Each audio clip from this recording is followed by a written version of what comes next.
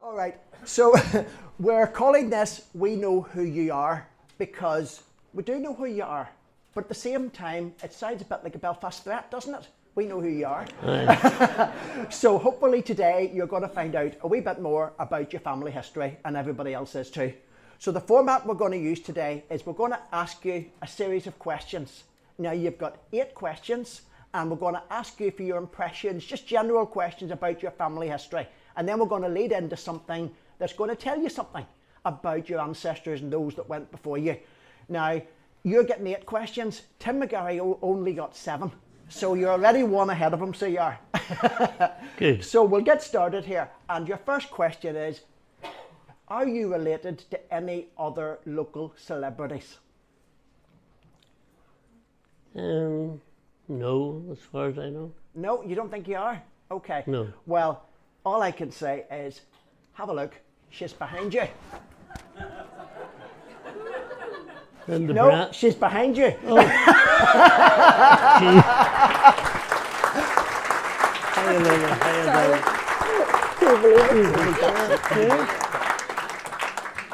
My God. So I thought you might be surprised by that. How? I'm surprised. We're related. So we know, yes, now I'll explain how this worked. So Linda is going to be our next guest on We Know Who You Are. So we have tested Linda, and we weren't expecting her to match you on DNA, but she does. So we know that you're related. Keep now, your arms down, you haven't shaved. we know a little bit about, we don't know the exact connection because it is quite far back, but we do know it's through your mother. And we do know it's through your mother's mother. So it's through your maternal grandmother. So that's what the connection is. So we're hoping to maybe look into that a bit more and find you out a little bit more information on that. But that's all we know for sure at the start. But this is the type of thing that DNA can reveal. Connections that people don't know they have, particularly as you two know each other so well. Well, can I just say, the biggest thing for me would be breaking it to my mother that we're related to a Catholic.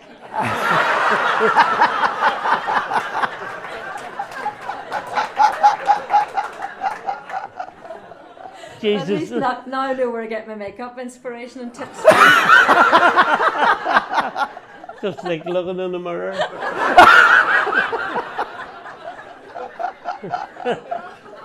I remember one night I was doing a show in the Opera House, and you were there with your ex-husband, or don't know why he's called. Yeah. I am. And I says, there's what do I call him again? Mike. Oh yeah, Mike. He's head of the people with bad health and all, and doing a great job.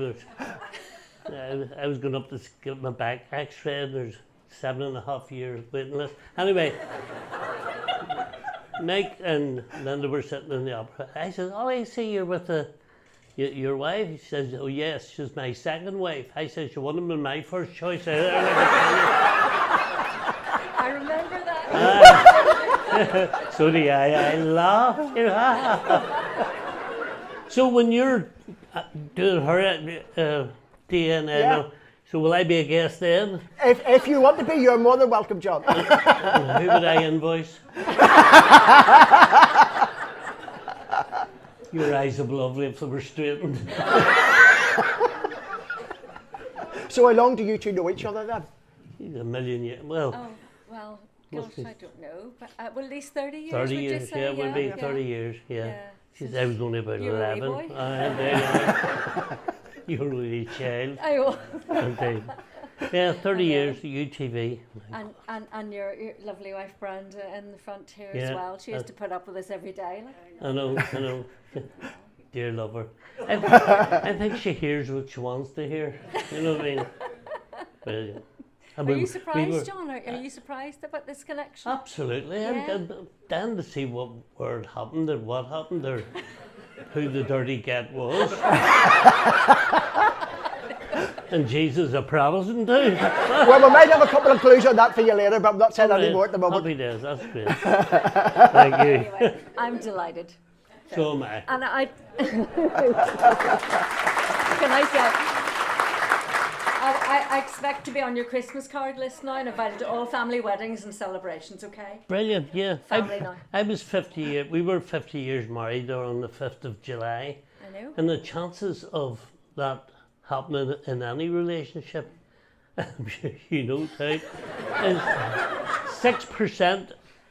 That's the chances of getting to 50.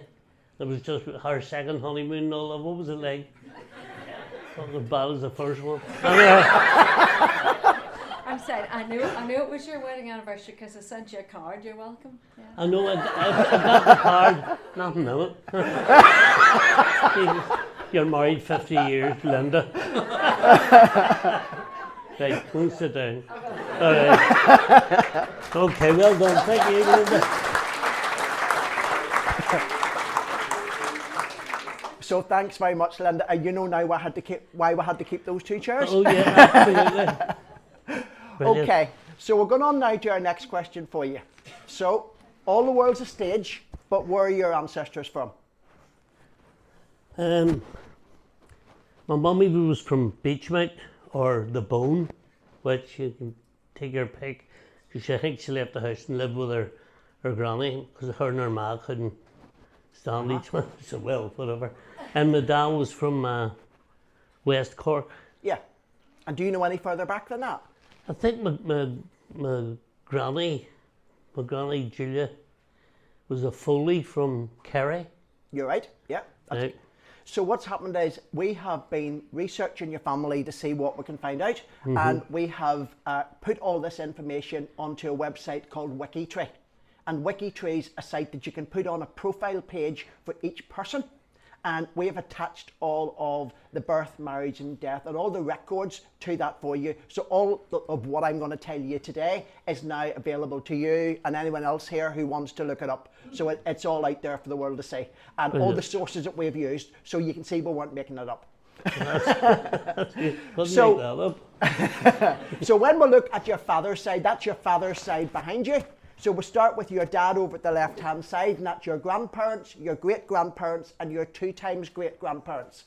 And basically, they're all from Cork. Yep. So they're all from different parts of the county. Now, there is a couple of slightly humorous names. You've got an Honora Lane. It sounds more like an address than a person. And you've got a Julia Lane. Julia Lane. Yeah, so we've got you back to nearly the beginning of the 1800s. Now, there's a couple we haven't quite got yet, but we'll continue to work on this, and if we find any other information, we can add it in for you to that as well. So that's your father's side. Right. But for this presentation, we've been mostly concentrating on your mother's side, because your mother's side are from Ulster, and we're the North of Ireland Family History Society, so we're trying to cover that. So that's your mother's side. And what we've got here is we've got the Cruddens, and we have some people from the Crudden family here today, which is great. Yes. We have then the McKernans. So the McKernans came there, so that is your great-grandparents, is Sarah McKernan. And then your other great-grandparents is John Harrison and Sarah Gillespie. Yeah. So we're going to be telling you little things about the people on this slide today. And some of them might surprise you. So that's on your mother's side. So as I said, all of this is available now on WikiTree. Brilliant. So starting on your Linehan side, what we've got on your Linehan side is we did a Y-DNA test with you. So this Y-DNA test, we did the big Y700 test, and that can connect you to people over hundreds of generations. So we did that on you, and that goes back through your father, to his father, to his father, to his father. And it goes right back many, many generations. And from that, we have found that you have got a particular mutation. Now, this is not harmful mutation. All males have these mutations. They're called variants or copying errors.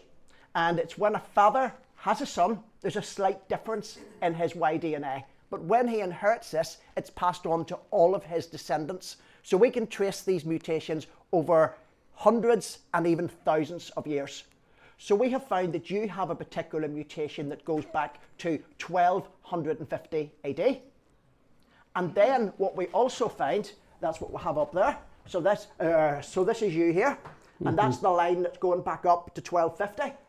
But up here, you might find you've got another Linehan match, because you've got quite a lot of different Linehan matches, but they've all got different spellings. With Linehan, Linehan, Linehan, Linehan. All different spellings come up through this test, and the furthest back one we could find was this one here.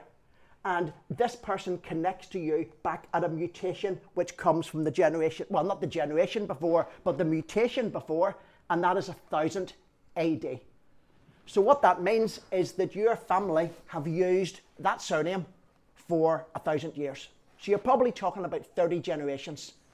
Jesus. So isn't that interesting just to know there's been that continuity of name, because you don't always get that. And then we did the same test on your Crudden side, and we didn't get that. And that's what happens sometimes with the Y-DNA. You get lots of different surnames coming up. So we also plotted the locations of the earliest known ancestors of your DNA matches onto a map, just to show you where those people know their ancestors are from. And this is what we got. So on the left, you've got your Linehans, and you can see there's a lot of them from Cork, and they're down towards the bottom of Ireland. But on the Crudden side, they're mostly up around Fermanagh, Galway, and those types of areas. Protestants. So as far as we know, your Cruddens actually did come from Fermanagh, so that's actually exactly where we expected to find them. So it just shows you how you can get those different results with the different tests. So that's what we're finding on the Y-DNA for you. But we're going to move on a wee bit further, and we're going to ask you another question. Are you a close family? That's a leading question. The immediate family is very, very close. Okay. Yeah. Yeah, I think we are a close family. Okay, so what we turned up here was we found a photograph in the paper in 1974 of two of your relatives. Now, I'm going to explain this one to you, okay? What did you do, Felix? So this is the photograph here, and that is Patrick Crudden and Jane Gillespie.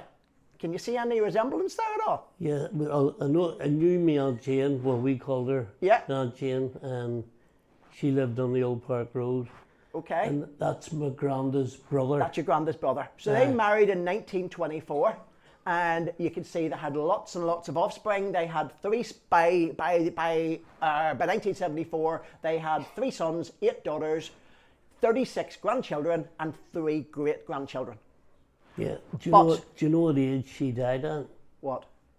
She was 105. 105? And her sister was 106. Well, and funny enough, one of her daughters, isn't it? Is it Grand Rita? What was that? Rita would have been, Jane would have been Rita's daughter. That's right, Jane, that's right. Rita, she just died 2 days ago. ah. Well, I hope you have inherited those genes of longevity. I'm signed up to the Opera House in 96. Most of you have been dead but long. I'm looking at this. I swear to God, this is like God's waiting room. You didn't buy a ticket, did you? You'll not even see Christmas. So the interesting thing about this is, I don't know if you know, but Patrick and Jane were related to your grandparents. So Patrick Crudden was your grandfather's brother. That's right. But Jane was your grandmother's cousin. So she was related to your grandmother. And that meant that their descendants are doubly related to you. So there's Gillespies and Harrisons in there, isn't there? All mixed in. Yes, that's right. So what you've got now is that those 36 grandchildren of that couple, they are both your second cousins and your third cousins, because they share great-grandparents with you through Patrick, and they share 2 times great-grandparents with you through Jane. So I thought that would confuse you. Indeed. And I remember my grandfather's brother, Paddy. He was deaf, he had no hearing aids, do you remember? And he'd be talking, hey, like that, are you hear me? Yeah. And he'd go, what? It was funny to listen to. I think you look a wee bit like him. Do you think? Yeah, What? I think there's a bit of a resemblance there. Huh? 3 times. Okay, so we'll move on to the next question. This is a good one. Were your ancestors goodies or baddies? You can see we've got a panto theme going on here. Oh no, they weren't. I would say, third chance, maybe my dad's one, maybe baddies. It all depends on what way you look at it. Well, I'll give you a clue. We're on the Crudden side here. I'm 11 and you're a Crudden. Oh, right. We'll move on and I'll see what, I'll let you know what we the find. baddies, I get it. Okay. Right, so we've got here the Reverend Peter Crudden, who was born in 1816. Now, just to explain to you how you're related to him, this is Michael Crudden, who's your great-grandfather, and his father was Felix Crudden. And then Felix had a brother, Patrick, and then he had a son, and that is Peter Crudden, who was born in 1816 and died in 1885. Now, sounds like he's a really good man because he emigrated to Boston, devoted his life to the Catholic Church, and did all he could for the church that he was living where he was living in Howell in America.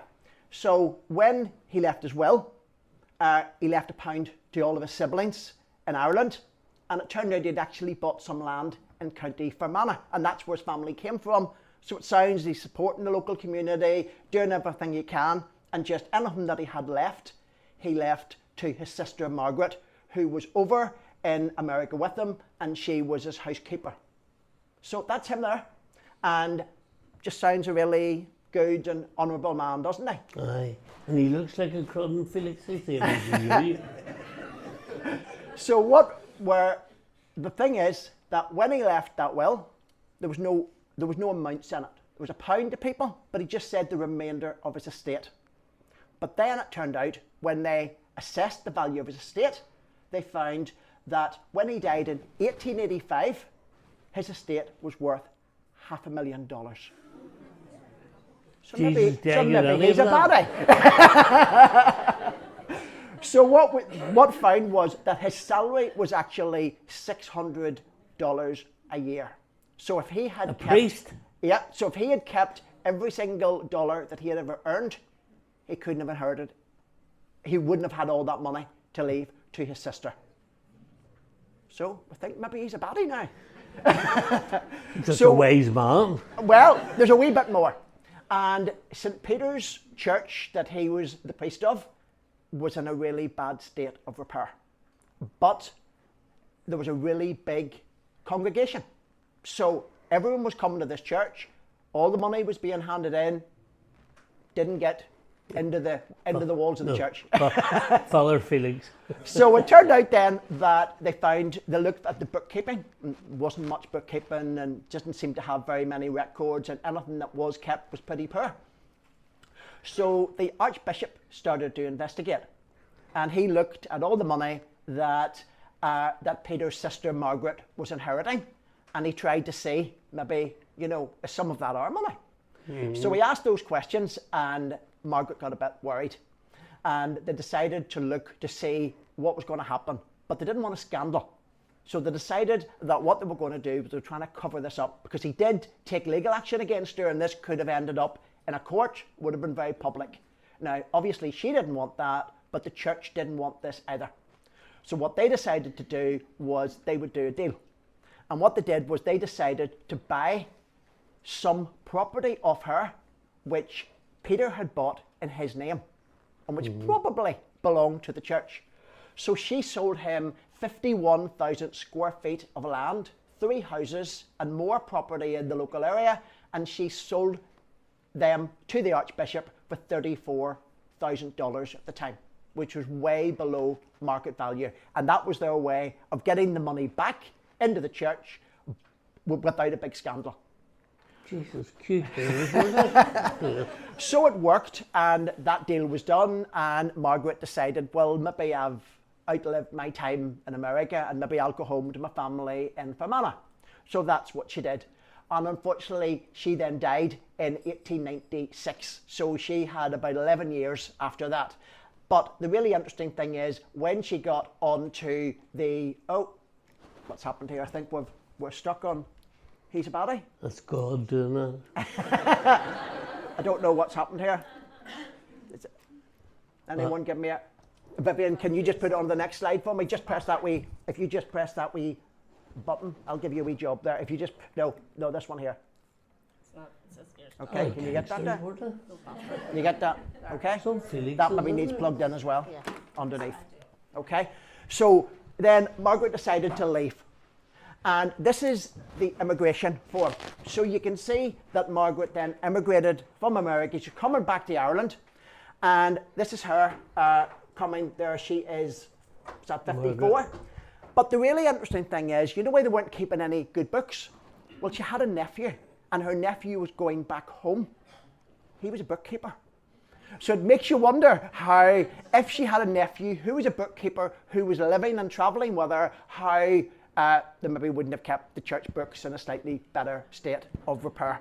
So I'll make no further comment on that, and I'll let you draw your own conclusion on how honourable a man the Reverend Peter Crudden was. So that's what we have. But whereabouts in Fermanagh is that something town? That's Queenstown, so that is where they were landing, I think, in... Yeah, that's in the south, so that's where they landed. It's not where they were. They weren't going to Fermanagh at that time. So Lynn's done a lot of the research for us. So then, as I said, Margaret didn't live much longer, and she left. She died in 1896, and then she left her money to her sister, who was Sarah. And Sarah died in 1899. So Sarah didn't have much time with this money either. And the really interesting thing is that when Sarah died in 1899, she tried to maybe make up for some of this. And she made a lot of charitable bequests in her will. And she left £50,000 to build an orphanage. So the Crudden Orphanage was opened in Bundoran. And it later became St. Joseph's Orphanage. And now it's still in existence as a secondary school. It became a secondary school in 1957. So that's really mine. Ours. Well, exactly. Didn't. So get down there on Monday and throw them out. But, well, just to bring it slightly further closer to home for you. Sarah, when she died in 1899, as well as leaving money to charity, she also left an 18-page will with bequests to all of these different authorities, because obviously some of the money was still now under her control. She was sending it to charitable organisations, but she also made some small bequests to her family members. And this is a little bit of the will. You can see the little bit I have highlighted. For those of you who can't see that, it says, I leave and bequeath to my cousin, Michael Crudden, at present residing in Belfast, the sum of £50. So that is your great-grandfather. So he got £50 of this money. Big money then. I had a wee look to see what that actually would be now, and it's about £8,000. So if you want to right the family wrongs, you might have to write out a cheque to charity here. I think we better move on. What do you think? What's the next question? So, okay, we're just sticking with the religious theme now. And do you think all of your ancestors were Roman Catholic? Absolutely not. Okay. This could be the connection. So what we found out, John, is that your great-grandfather was John Harrison. Yeah. And if you look at the 1901 census behind you, you'll see that he self-identified in 1901 as Church of Ireland, and his wife was Roman Catholic. So you're an 8th Protestant.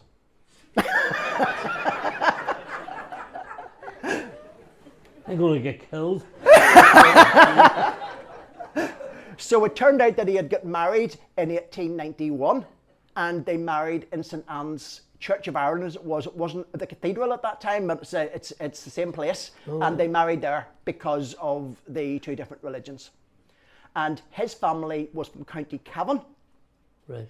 And by 1901, he was a general labourer, but before that, he was a soldier. and he was a soldier in the 5th Battalion of the Royal Irish Rifles. Jeez, it was a Brit as well. So there's something you didn't know. Gee, well, don't be telling anybody, look. Tell nobody. Jesus. So that is your great-grandfather there. So we're going to look at some other aspects of your family. So we've found some information in newspapers. We've also been using other sources as well. But this is just a little strange little minor fact that I found. I thought it was interesting to me. And the question is, do you have pets? Do we have pets? Yeah, well, we used to have a wee Linehan, Betsy, and Polly Joe. And then I came along. And were they dogs or cats, or what were they? Dogs. Dogs, okay. Oh, yeah. Yeah, well, your 2 times great-grandparents had a dog as well. Wee And Yorkshire in Terrier. 1899, it went missing. Do you remember, I don't know about you, but when I grew up, everyone read the death notices in the paper, but you also read the lost and found column. Right. And you would look to see any dogs are missing. Well, your ancestors lost the dog and they put an ad in for the return of the dog. And it's a slightly strange one, which is why I thought it was interesting. That's their ad there. It was lost on the 15th instant, so that means in that month of April.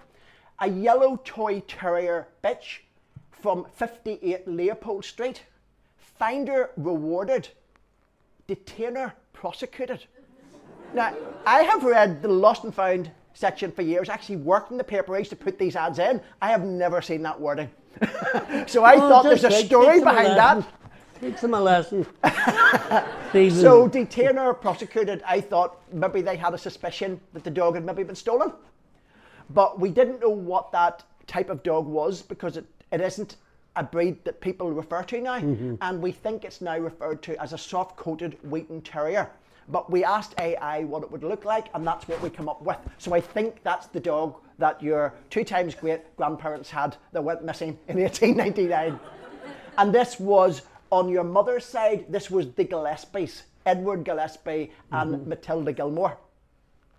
Now, Edward Gillespie, I know you used to work as a motor mechanic. Yeah. And Edward was a mechanic. Now, obviously not a motor mechanic. I think he probably was a mechanic in the mill. But it's just funny that there was that same same occupation. When I was a mechanic, there was a guy, he had a building firm next door to where I had the wee garage, and there was a guy, Gillespie, and we just used to call each other cousin, you know, but his nickname was Gorgeous Gillespie. He gave himself the nickname, you know. He'd sit on his own knee, this fella. And then he fell off, he was a plasterer, and he fell off an 18-inch stool and shattered his leg in 4 places. Had a big, I laughed. He had this big, big frame, and every time I looked at it, I just thought, remember Gorgeous Gillespie? She's making a liar out of me. He could have nodded, Brenda. Jesus, 50 years married, you're not even backing me up. Aye, Gorgeous Gillespie, aye. So he wasn't so gorgeous then? Oh, no. Oh, he's still long hair and all that. He thought he was George Best. Anyway. Okay, so on to the next question. Do you like a wee tipple? Well, we've got power again, so we will reveal to you what we found. And we found your grandfather.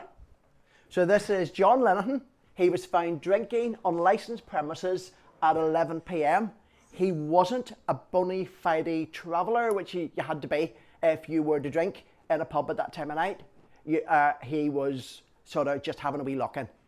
And he was there with his 2 brothers, Eugene and Miles. I don't know if you knew them at all. No. But they were 2 of your grandfather's brothers, and they were all in the pub, and they were all arrested for drinking. It wasn't even after 11, it was at 11. So it must have been after closing time. And they were, you'd be pleased to know, they were released on their own merits, so they weren't actually prosecuted. But it was just interesting that those books still survive, and that's the type of thing, when you're researching your family history, that's the type of thing you can find. And it just adds a little bit of colour into your family tree. It doesn't finish there, I'll tell you. We're not going to reveal any more on you. No, drinking, that's a wee lacking. Who didn't do that? You know what I mean? Felix, you dared. Okay, so your last question for today's session is, did any of your ancestors appear in panto? Think broadly. No, well, I'm saying no. Okay. I don't know. The answer is no, but one created such a drama that it was nearly like a panto. And this is a cousin of your grandfather, James Crudden.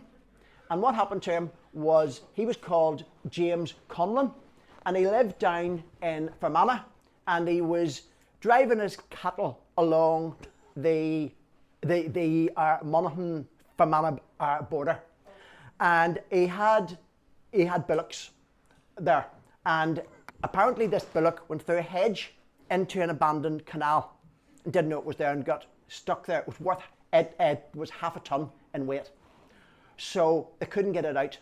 So he's with another farmer. The other farmer then fell in as well, and they were trying to get this bullock out of the water. They couldn't get it out. So they got two young lads coming past, and they tried to get them to help. They still couldn't get it out because it was so heavy. So one of them jumped in, and the three of them held the bullock's head above the water because it was worth quite a lot of money. I don't think they would have minded otherwise. No. And the other one then went to get ropes, and they finally got this out. So, you know, next time you're doing pantomime, just think, you know, the tradition was set many years before by bullocks in 1954. Dear heavens. Should have got the vet who looked after me. You know? So you really don't know what you're going to find in newspapers. My God. So that's really all we have for you today. So thank you very much indeed. Now you know who you are, John Linehan. Thank you very much. Thank you.